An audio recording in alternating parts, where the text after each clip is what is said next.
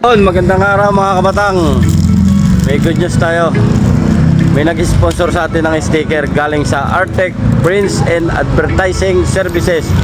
Yeah, mga idol, mga kabataan, dito na tayo sa pick-up point ng sticker. Wait na lang natin siya. Dito tayo sa Daten, sa C5 Extension. Wait na lang natin si Idol Troy Motovlog.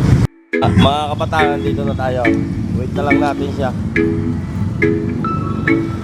Ayan, nandito na siya. Nandito na si Idol Troy Motovlog. Gang-gang. Oh, nakaklik ka na pala. Ha? Shoutout guys.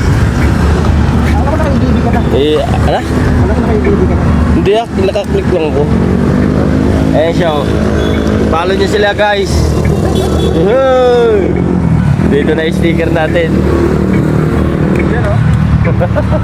First time. Daming deliver oh. Thank you ay. Eh, mga gusto mo pagkano sombrero. Baka may mga gusto magpagawa dyan no. Ganda no. Oo.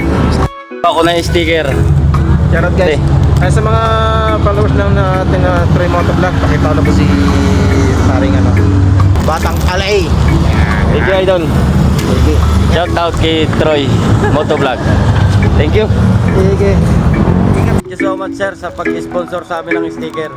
Ito na sir, natanggap na namin yung sticker na pinadala mo. Shout out kay Troy Motovlog sa paghatid ng sticker na to. Ingat ka palagi idol. God bless.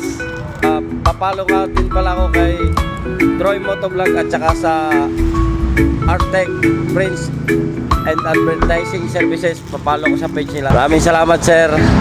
God bless. Ingat po kayo palagi. Sana marami pa kayo tulungan kagaya ko kung nag-uumpisa pa lang sa pagbablog.